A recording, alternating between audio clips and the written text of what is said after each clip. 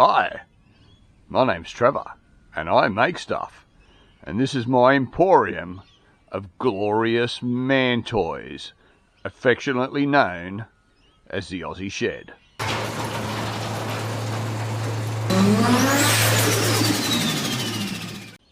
So today, I'm going to review this little beauty here, the Hafco BS5V Portable Bandsaw, which I don't use as portable. I've got it mounted in my shed.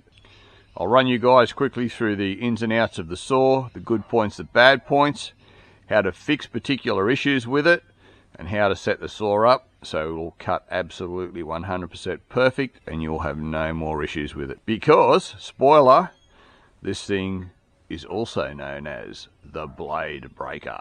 Alright, let's get into it. So I've had this saw for about 5 years now, and it's done quite a lot of work here in the shed. I have definitely put it through its paces, from cutting pretty small light stuff to basically the biggest section sizes that the saw can handle, and also a lot of solid stock, a lot of solid steel bar, a lot of solid aluminium bar, etc, etc. It's done quite a lot of work. Overall, it's a pretty good little saw. There's not a lot wrong with it, and not a lot of stuff that you can't correct.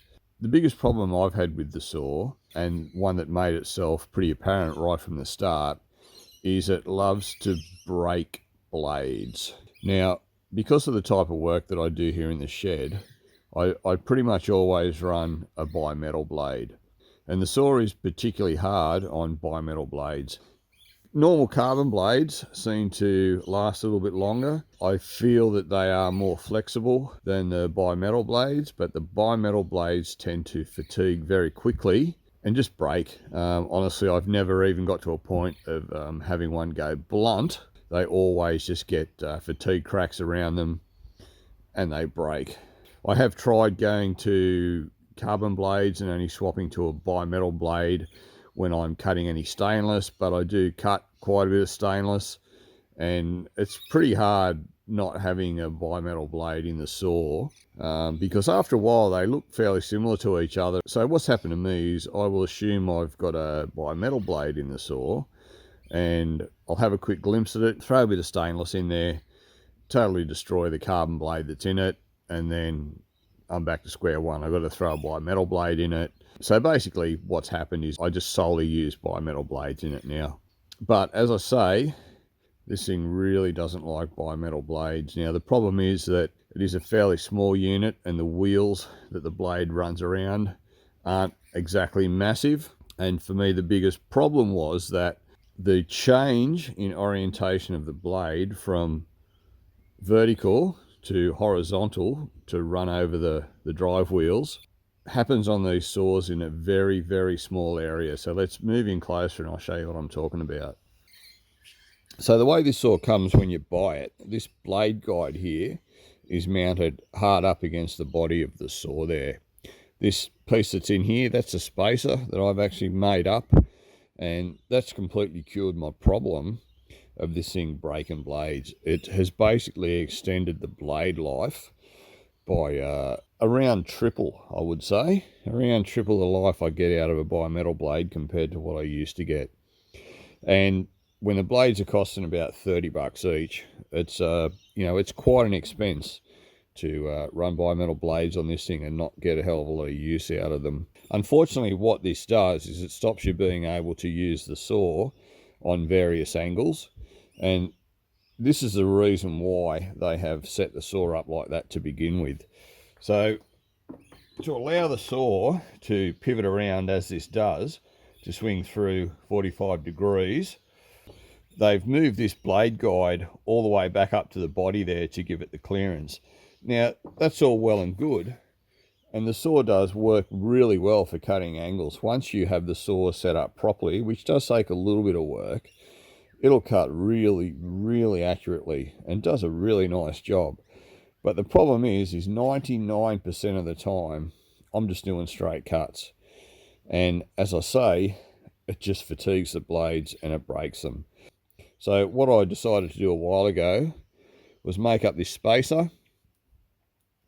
Majority of the work, as I say, that I do is cutting square anyway.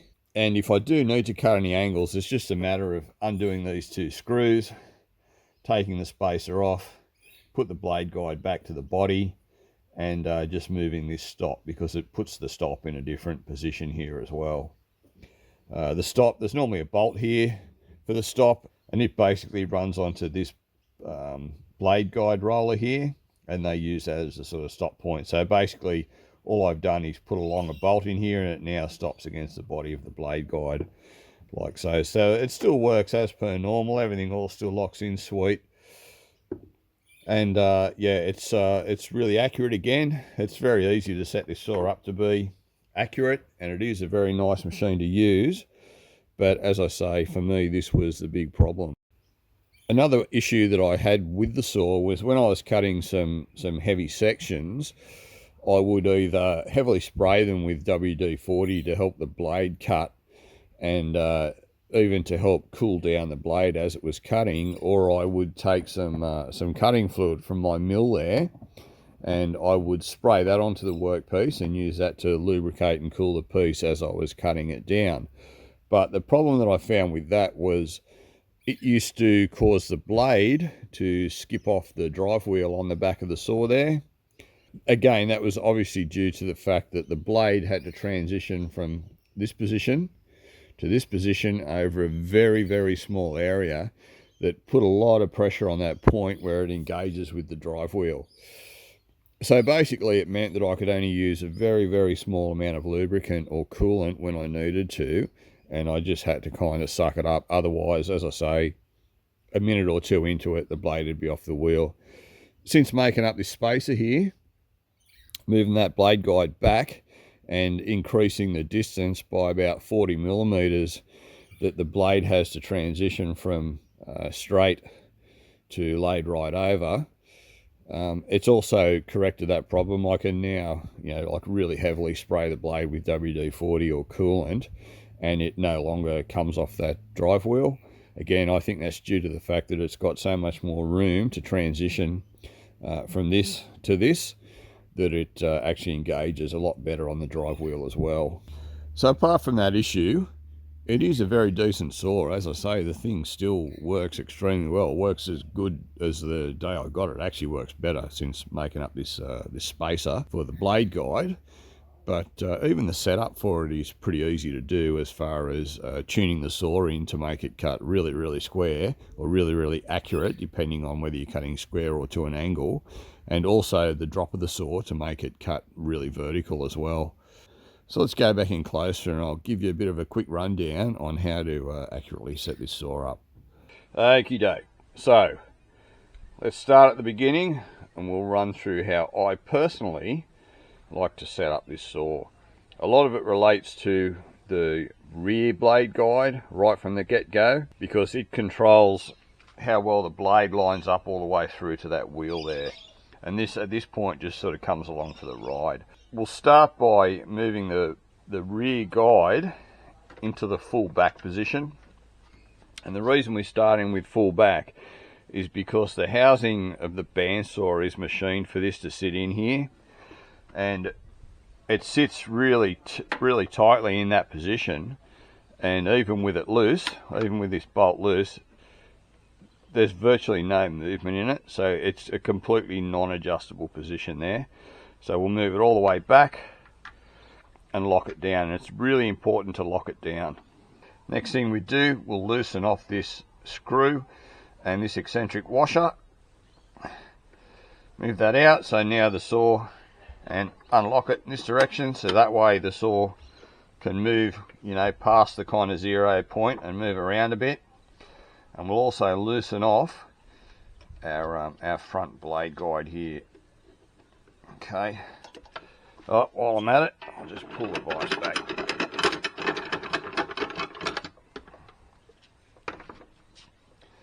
Okay.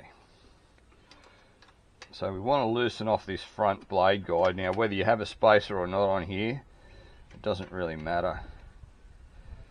So what you need to do is you need to let it find its own kind of equilibrium. A lot of the setup procedure on this, again, it's about de-stressing the blade, because the blades on these small saws are under a lot of stress, and the less stress we have it under, the better blade life we're going to get, hence the reason by my spacer there.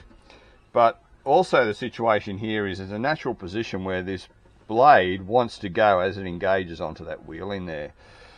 So we can force it in or out in this position and kind of change where it wants to naturally sit. Okay, now that also affects how well it engages onto that drive wheel and how well it naturally changes from the vertical to horizontal position to go around the roller. So we basically want to remove any stress from the blade from in behind the roller here. So if it naturally wants to force this way or force this way, then that's what we have to do, okay? Because this is really just a starting point, because at the moment we're trying to get a straight line between here and kind of where it engages onto the wheel, okay? So we're just letting it find its natural position. We also have to be aware that the blade is sitting pretty vertical, because that will also affect this kind of natural position that it wants to be in. Okay, so the more we loosen this, the more we allow it to find that kind of position. Okay, so you can see that's pretty loose there, and you can see it naturally wants to just kind of move this way. I push it in, it wants to pull back out. Your factory blade guide here has slots in it. It only allows you to go up and down, but it does give you a little bit of movement that way. My spacer here doesn't affect it in any way. It just goes onto the holes, onto the screws. It's basically becomes a fixed position, and this thing here moves separately to the spacer that I have on there. So we just let this thing go out to where it wants to go, and we want to just keep it, you know, pretty vertical. All right, like so, and just make sure that the blade guide is sitting down onto the blade, which it pretty much does, because the washers that they supply you with pretty much hold the blade perfectly down on, pretty much perfectly hold the guide down on top of the blade with the roller that's in this position. All right, so we'll get it roughly right where it wants to go. So it's feeling pretty comfortable in that spot there. We'll just tweak these up slightly.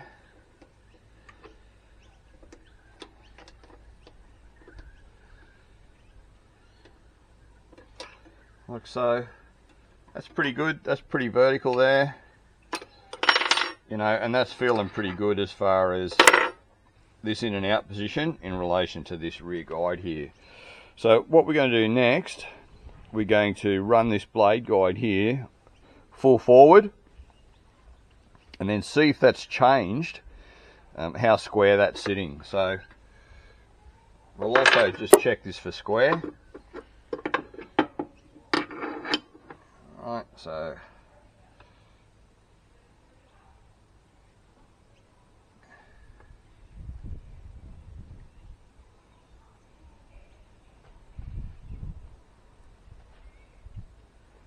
we'll just lock that off. We won't worry about setting up the eccentric stop. Set that on 0. Okay, so as I say, that's now cutting perfectly square.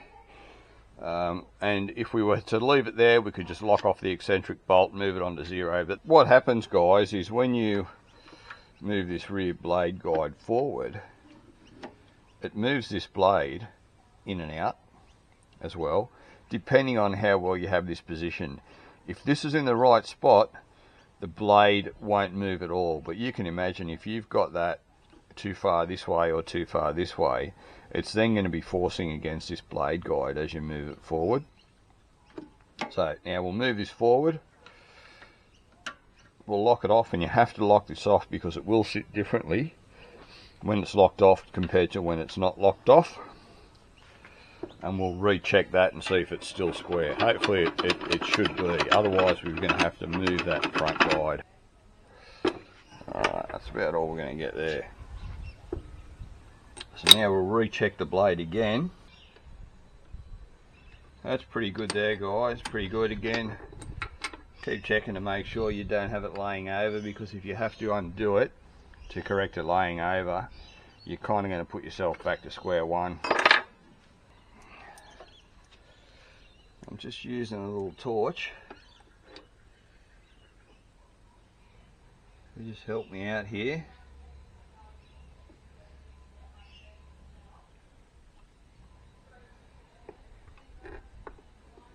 That's looking pretty bloody good. Pretty bloody good.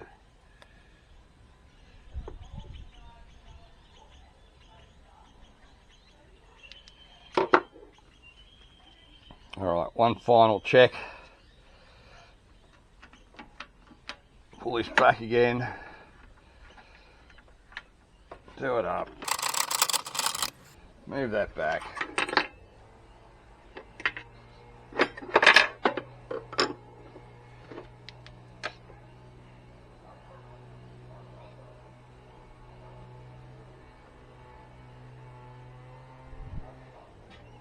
And that is pretty spot on. So at this point, we can move the eccentric washer in to where we want it to sit.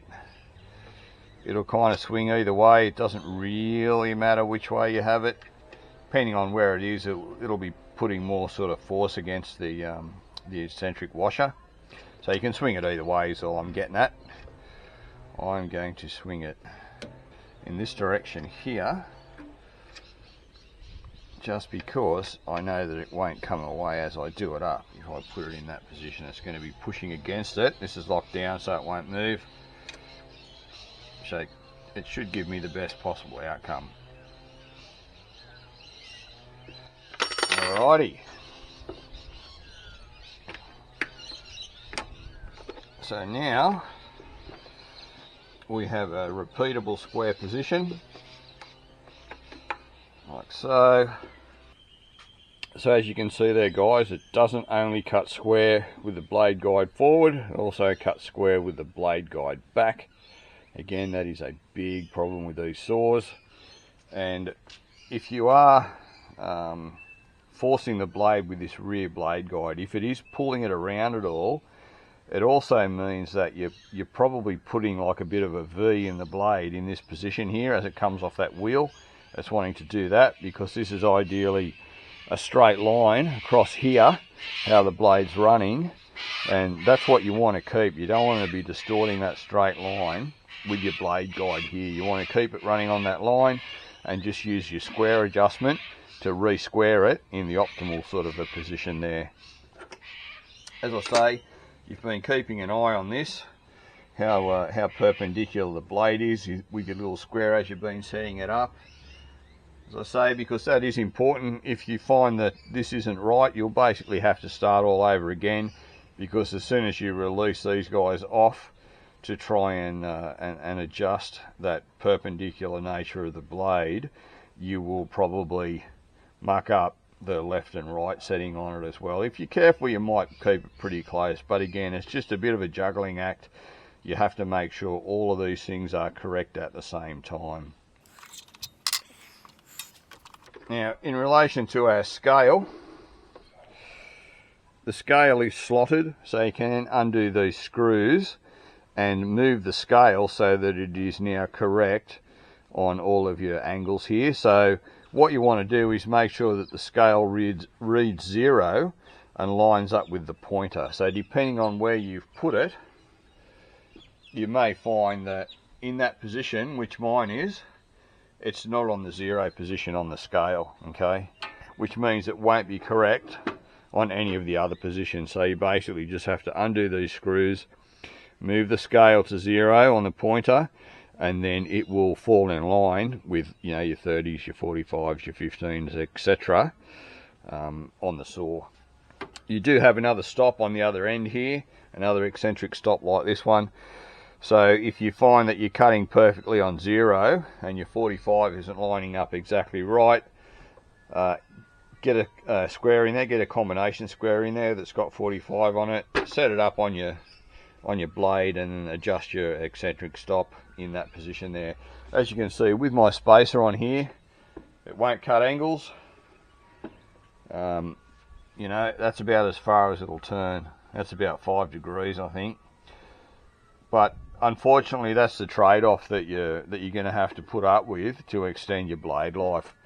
As I mentioned, it's very easy. It's just a matter of undoing these 2 bolts here and swapping over the stop to change back to not having that extension in there, so you can cut angles. But it will mean that you will have to go through the process of realigning your blade again every time you swap these over. Again, for me, that's not really an issue. 99% of the time I'm doing square cuts. I don't really use the angle feature of the saw. I would rather have the blade life somewhere decent rather than having the saw set up compromised as it comes from the factory, so that you have the ability to cut these angles and then never cutting any of the angles.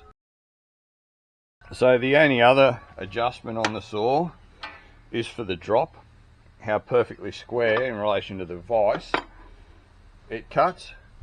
So if you go in the full up position or thereabouts, sit your saw on there, see what happens as you bring it down. Mine's actually pretty good. It's out by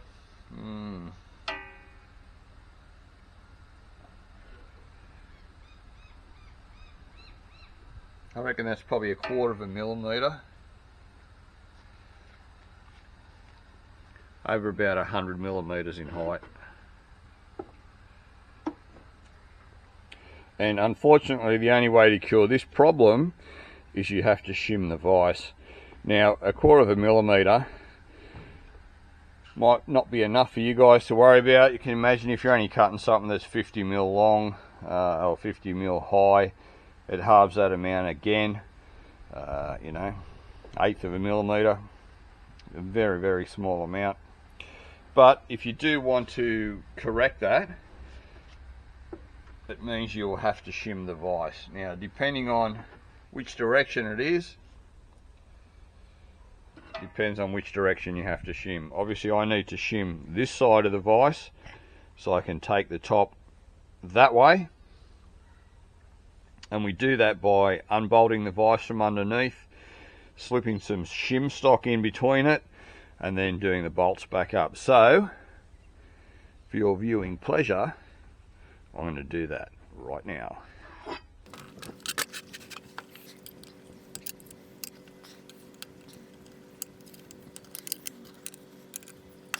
There is actually another bolt in here for the vise, the opposite one to this. It's actually through that little foot there. So we've got to get our Allen key down in through there. Get that one loosened off, like so. Alrighty. Now, get our saw back up. Now we should have the vise loose enough to be able to lever it up on this side here. So I have some shim stock here. It's about 0.14, 0.15 ish. Yeah, about 0.14 millimeter. Now that's just where I'm starting. I'm not saying that that's going to actually be the one, but I'll start with that. So I will just cut a few bits.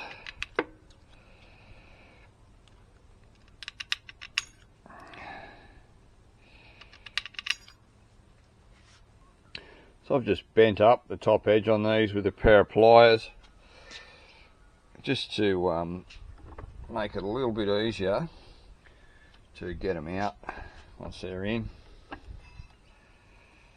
Put that guy in there.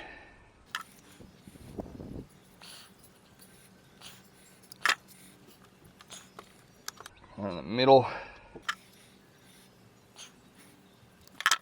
And one on the end. Now, if this is too much, guys, I can always shorten the length of those shims just so they have less an effect on the position of this, you know. Because obviously the further they're in, the more kind of angle they're going to create. Alright, that's pretty good.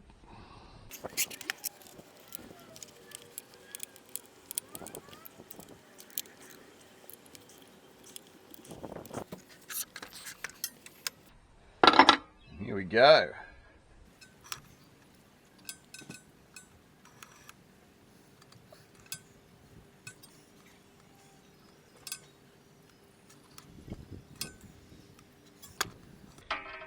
Alright, that's slightly too much, guys, I think.